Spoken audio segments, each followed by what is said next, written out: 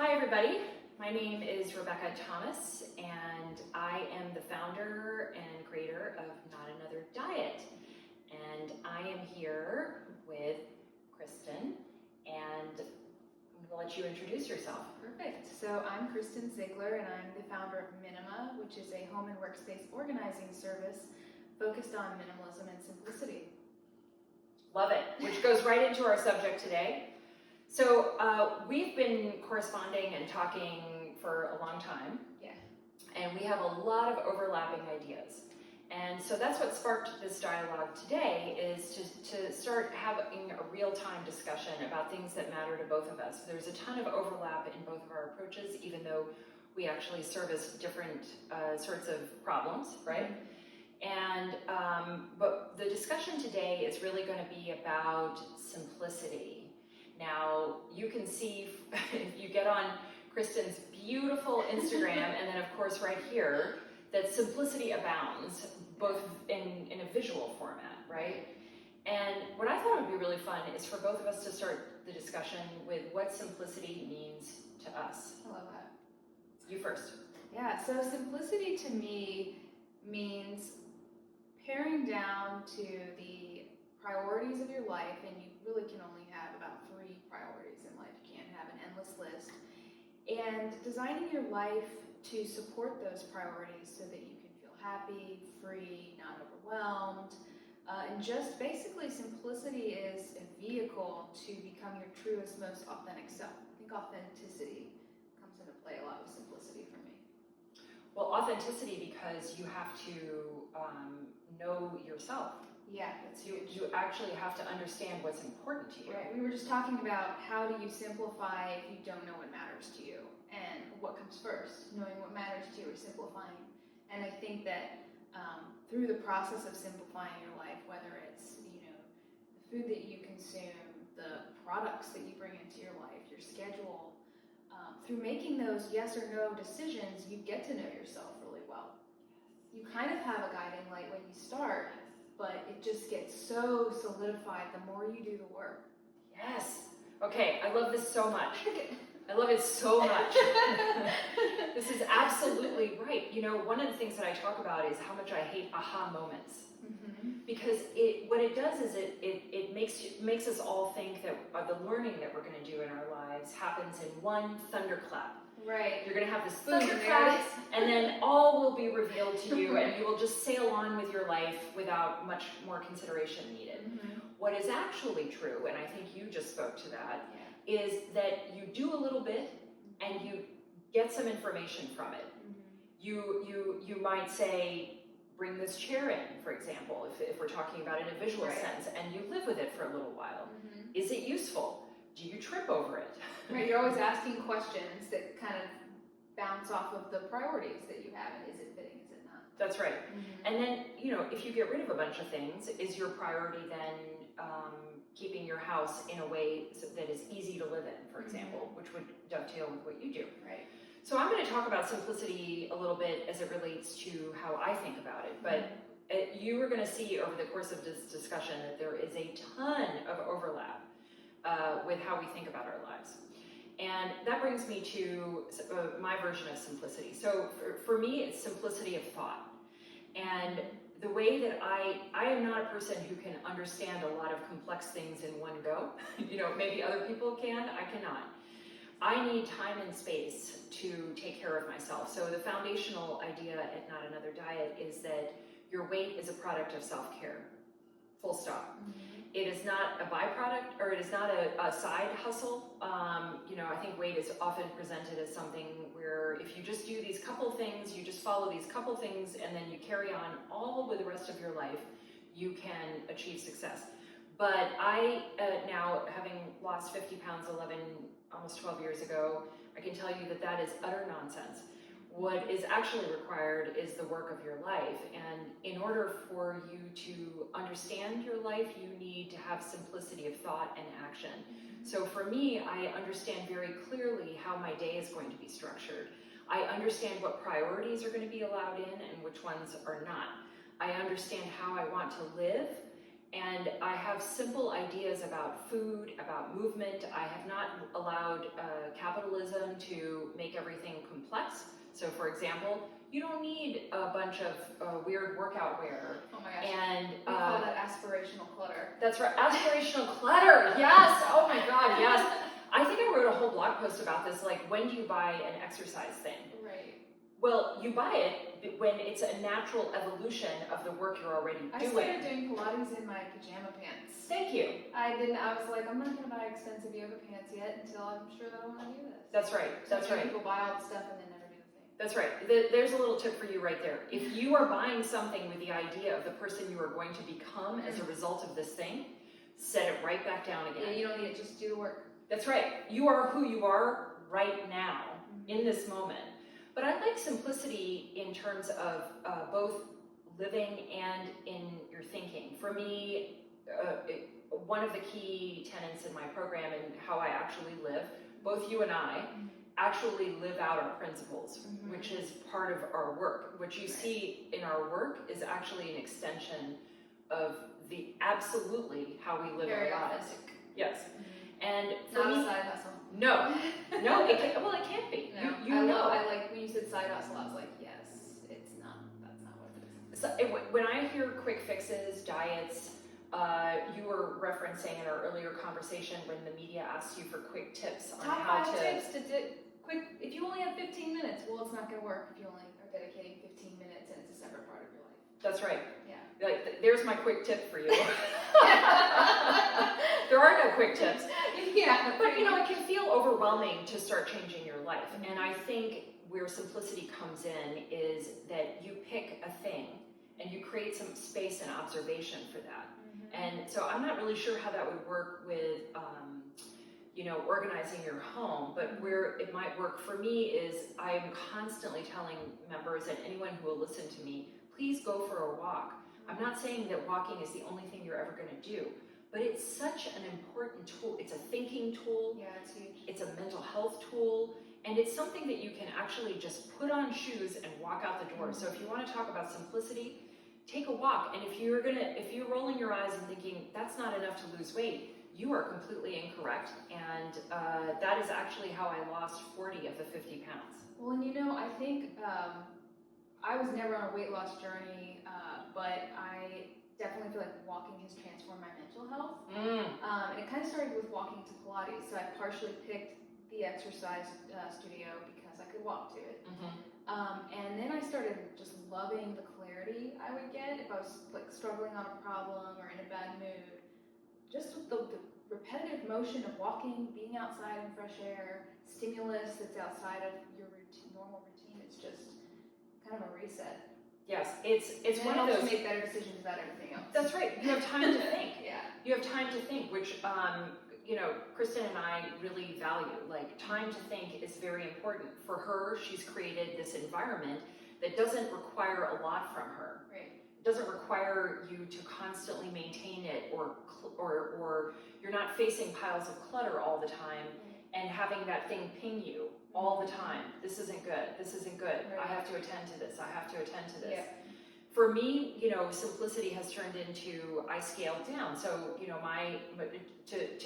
to put it over into your camp, I had a big house, and then I got divorced and moved into an apartment, and I was shocked at the time that brought back to me. All of a sudden, my time was my own. Yeah.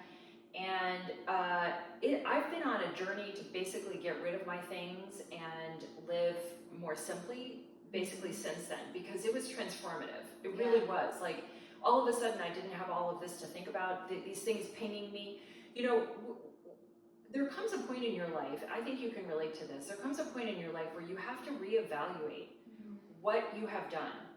Have you built a life that supports who you would like to be? And have you built a life that is meaningful to you? Yeah. Right? Right. What is your end game? Why are you spending the time that you're spending doing what you're doing? Stepping back and assessing, is that helping you reach your goals or is it not? Yeah. Because a lot of things like cleaning your house all day, that's a waste of time. So I was telling you earlier, I like a clean house, but I don't want to spend time cleaning. So minimalism is the perfect solution for me. Yeah. But it's livable, it's warm. Yeah.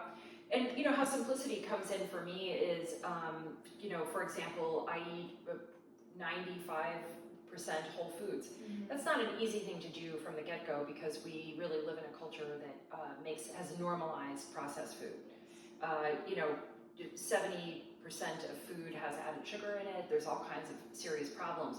What I have done though is create a whole systematic way of approaching it. Like, instead of walking to the grocery or going to the grocery store and thinking, is all of this available to me, right? Mm-hmm. There's a lot of simple ways that you can approach it, which is this a real food? Yeah. Is this real food? And that's sort of a radical question if you think about it. Like, one thing I would encourage viewers to do is actually just go through your day and observe how often you eat something that has been pre-prepared. And I don't just mean restaurant meals. I mean, health-washed snack food. There's cauliflower is the big thing these days, and I'm going to do separate videos on like taking that down because it's really not health food. But if you look at everything and you sort of, there's a simplicity filter. That's what I would call it. Oh my gosh, so that's, you're speaking my language, just Yeah. through food. Yeah, I would say my mentality is to rigorously assess each item in your home if you're on the decluttering phase of the journey, assessing for usefulness, quality, joy. Joy. Yeah, that's a big design thing for me. Like, does it make me feel joyful? Usually that's visual, but it's not always a visual thing. But then also when you're consuming, because we were talking about consumption clutter, when you're thinking about consuming something new, whether it's food or a new article of clothing, I have so many rules, not like restrictions, just guidelines for what I purchase. If it's a beauty product, is it sustainable? Does it have environmentally friendly packaging? Is the logo visually pleasing so that when I look at it in my drawer, I'll appreciate it? Is it ethical? Like, what's the brand all about? Like, so many filters that it really narrows down my choices to just a few things. It's the same with clothing. It's the same with furniture. I am either IKEA or high-end. I love vintage too, but I'm just not a vintage person. But all those Wayfair, like all this in-between cheap, made in China, IKEA's authentic designs, and then the real deal designs are authentic. I want authenticity, not a look. You know what I mean? I want something that somebody poured some thought into. Yeah. So whatever it is, just, raise your standards, relationships, commitments. So, one of the questions, we wrote out questions for this discussion so that we would not run out of things to talk about, but honestly, I really don't think she and I could run out of things to talk about. We already had an hour conversation before this. We did. So we need to record. Yeah, like, wait, we have to stop talking about this. But the goal of simplicity, and that's an important element, I think, in people's thinking. And why does simplicity even matter? And I'm going to give my answer, and I'm keen to hear yours. Simplicity matters because you are complex and the world is complex, and because much is asked of you. And you can spend your life on autopilot, and I have. And it is a painful realization to get to a point in your life where not much of what is meaningful and important to you has been actualized. So simplicity matters to me because I want the opportunity to do with my life what is deeply important to me. And at this stage in my life, it is relationships, it is real time that I can devote to self-care, and real time for my athletic pursuits, which have only become more important to me. Now, I want everybody watching this to know that I have not been a lifelong athletic person. I came to running at 39, and I have discovered it and I'm 50 now, and I have discovered it over the course of this last decade, but it is deeply meaningful to me. I've been considering running. Really? We'll talk about that later. Okay. I'm more of a biker now, but mountain biking is really my thing. In fact, when we're all done here, I'm going to change out of this dress and put on my mountain biking stuff and get out the door. Nice. But I think simplicity matters because it's a vehicle for thinking. And in order to create a life and a body and systems around you that are meaningful, you have to stop and think about it and have a clear way you make decisions. Yeah, that's beautiful. I think that I feel very similarly. Minima's mission statement actually is make what is necessary beautiful. Mm-hmm. So to me, I'm always asking, is this necessary to achieve my life vision? If not, clear it out. Because to me, there's no sense in not living simply. I mean, it's harder to get there. It's easier to just, there's some physics law. If it's in motion, it keeps going. Inertia. Yeah. That's right. A body in motion. I don't know. I should have paid attention. That's okay. The point is, it's easier but far more painful to continue going on the way that you're going rather than to do the hard work, because there are no quick fixes. It can't be a side hustle. And to get to simplicity. But it's not like once you're living simply, it's autopilot, but I think that you've learned so much through that journey that you're able to just have that filter on all the time. And I was telling you earlier, I can't imagine living any other way, because I see so many people who just sort of live in a fog of busyness. And to me, I'm like, why?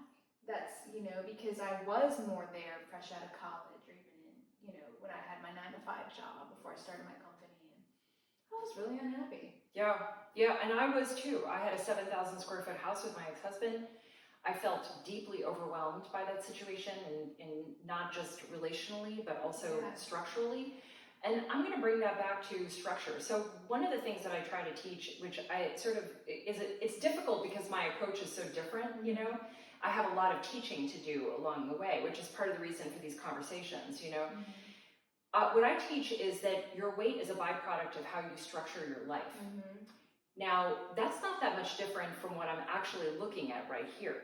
You have structured your life for minimalism. Therefore, there is not a lot of clutter to attend to. Therefore, you understand how to make decisions about what comes into your home. Therefore, you have time. It's easy for you to walk out the door and go to Pilates or whatever lovely thing you want to do. And fully commit to whatever I'm doing instead of, I mean, granted, sometimes I have a busy week with the running Minima, but I can recognize that that's not the norm, and kind of reset and step back and start saying no if I feel overwhelmed. That's right. Yeah. But you were forced to live in a particular way, and I don't mean forced as in a bad thing, right? We're going to say that we're doing these things to ourselves, but how you have set up your life dictates, or your environment dictates how you conduct your life.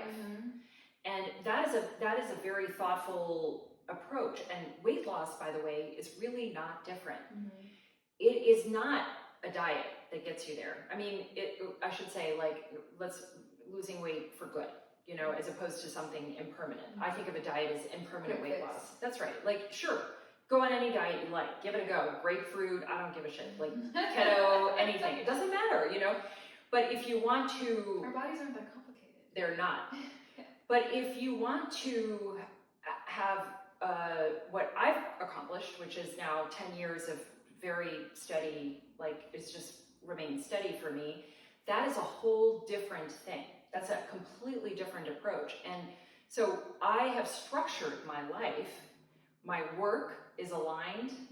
My home, I also, I live now in 1,000 square feet, which is perfect for me. Absolutely perfect. Lots of breathing room. Yes.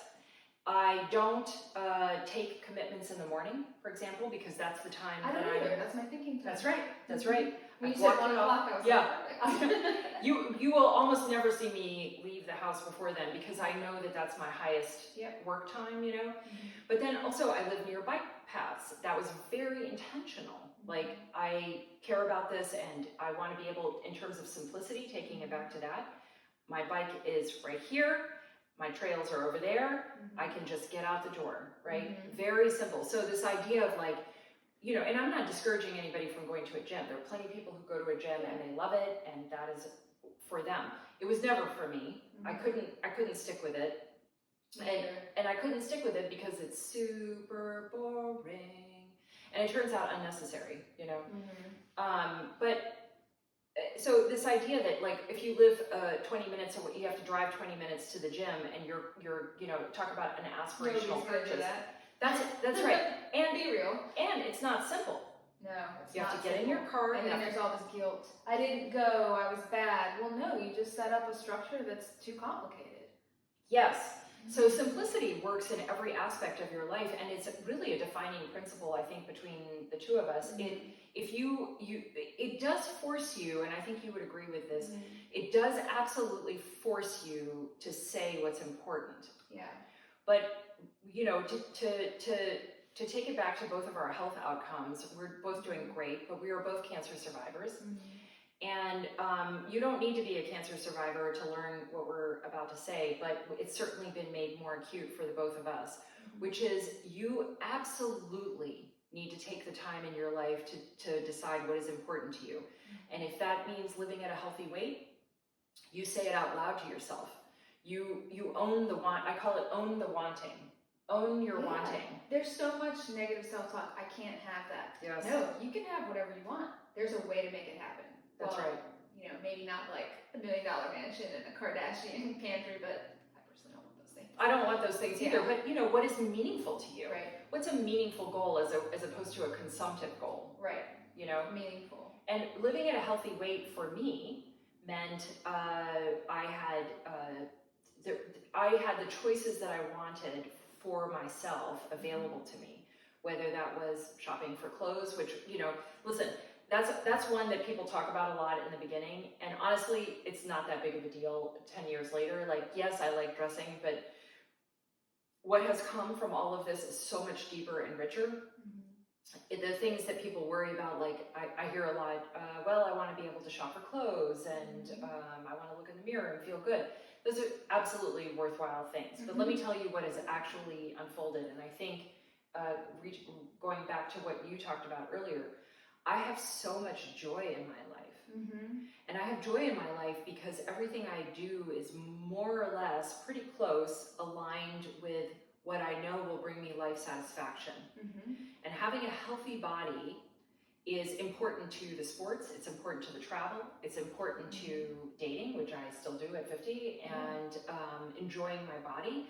And that enjoying my body can be not just in a ooh, I look pretty in the mirror kind of way, but like I'm swimming, and I'm hiking, and I'm trying things, Well, so you mentioned you didn't start running until you were 39. I actually, I'm 38 now, and I did not exercise from the time that I was in high school until 36. So it started Pilates 2 years ago because I didn't find anything I liked. I tried the gym, I tried yoga, I tried running. I hated everything. And then Pilates just clicked. So you kind of have to find the movement that works for you, but it's crazy how that was a match for me, or a spark, or however you want to think of it. Because now I'm like, oh, maybe I want to try running. I feel really strong. Maybe I can rock climb, and my confidence is through the roof. I was always had this self-talk, I'm not athletic. I'm athletic as hell. I'm really strong. Yes. Especially for someone so petite, and it's amazing, and just how I can move my body now, the things I can do,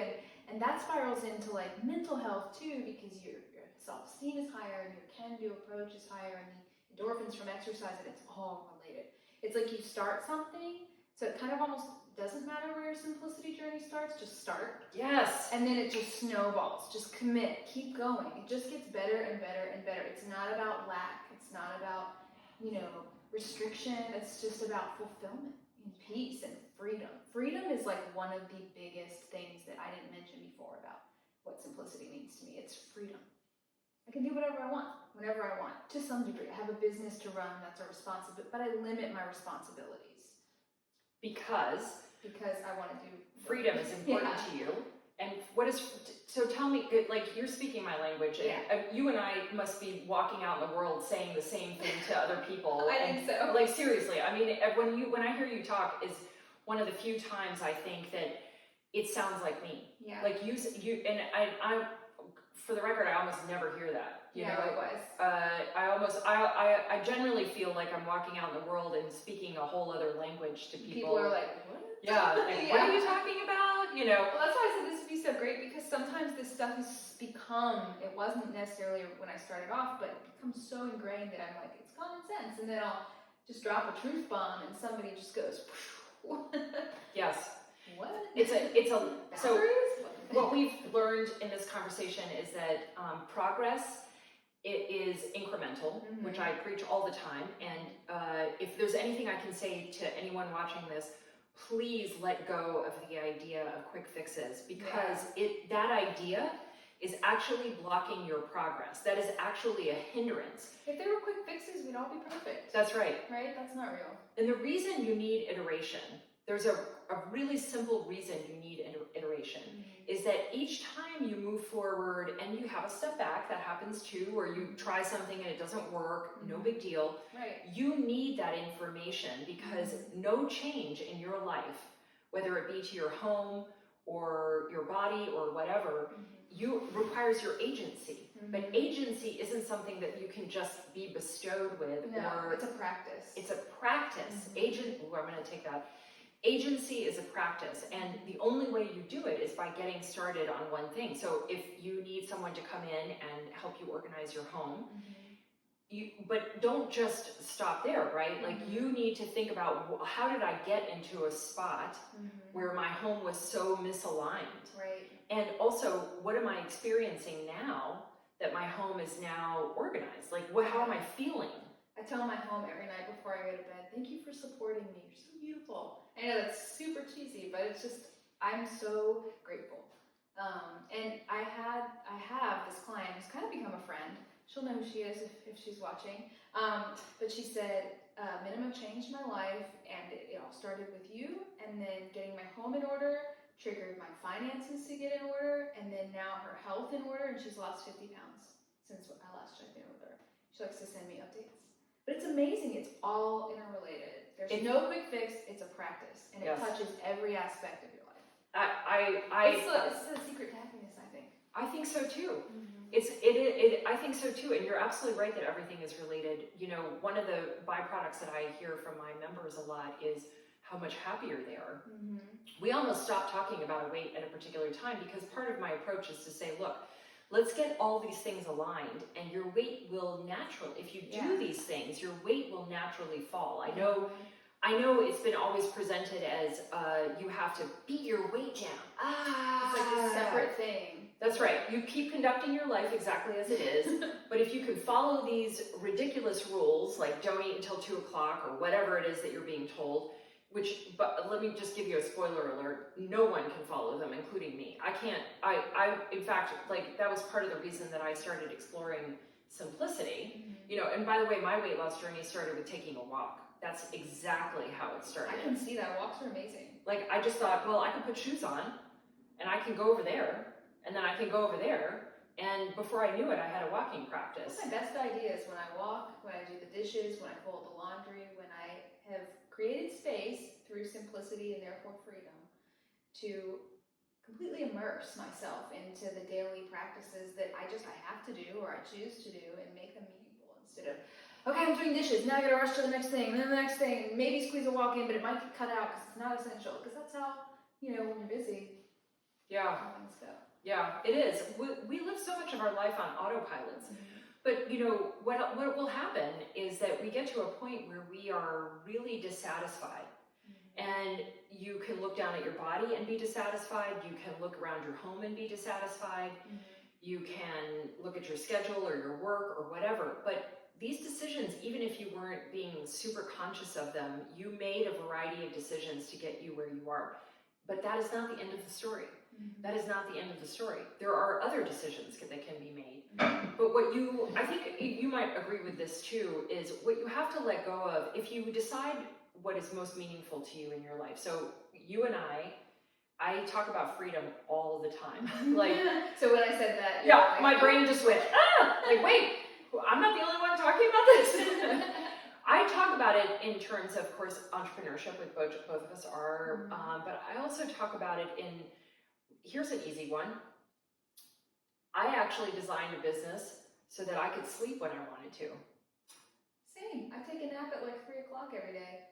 My team's out doing the job, and I used to feel guilty about those naps, and then I said, that's when my body needs to rest, and it's going to make me be able to do my best the rest of the day. That's right. But it's such a simple idea.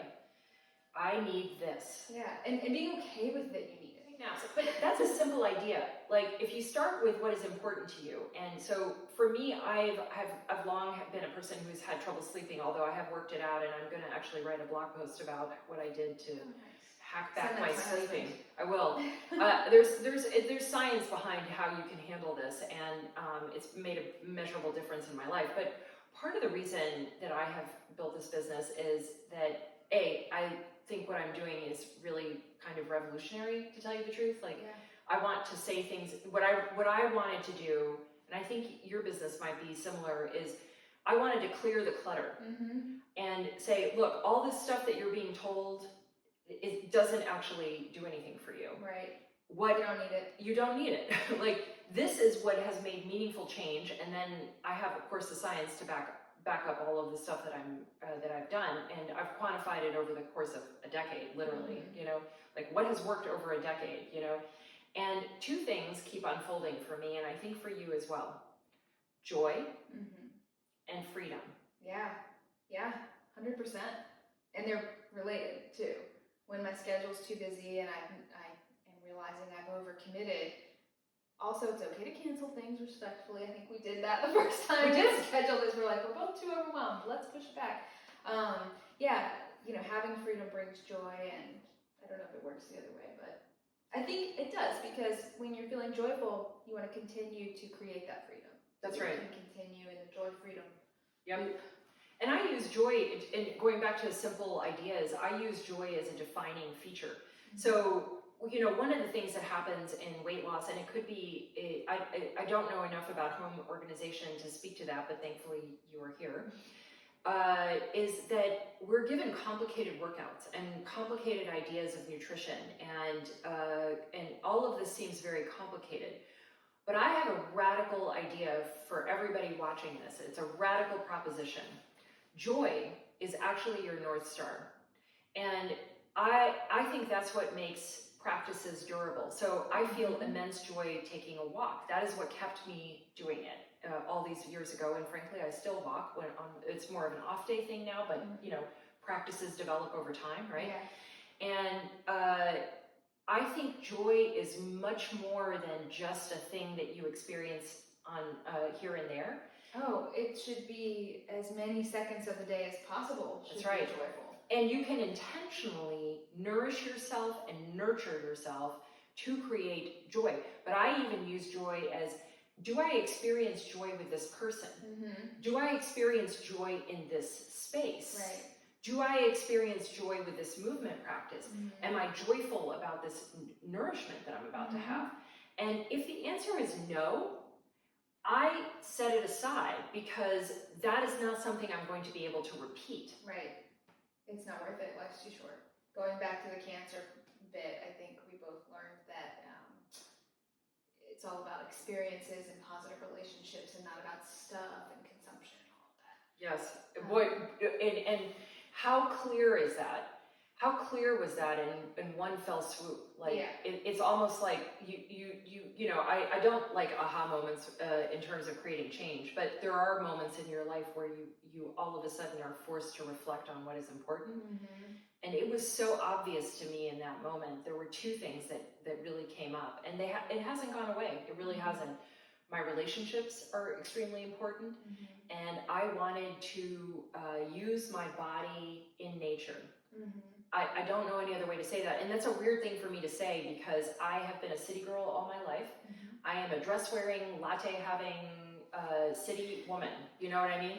And it was so powerful that it has shaped my life since then, those two ideas. I've been more brave in my personal relationships, and I have more clarity about that, and I have time. You know, taking it back to this is all done, I have time for my relationships. Right. I have time for the people and the things that matter to me. And I have no trouble now saying no, because if you understand what the cost of saying yes is to things that are not important to you, and there's a cost, right? Like, what do you think about that? It's exhausting. It's draining. And we were talking about how a lot of simplicity, whether it's losing weight, decluttering your home, cleaning up your relationships, you have to act from a place of self-esteem and joy. not a place of fear. Like, oh, if I say no, that person's gonna leave me. Well, if they do, oh well, you know, I mean, you can't control that, and if someone leaves, then that's just not meant to be. I mean, I don't want to be around people who don't respect my boundaries. Absolutely. And it can hurt a little bit when you get going, and you just learn to solidify, because without those boundaries, you can't achieve any of this stuff that we're talking about.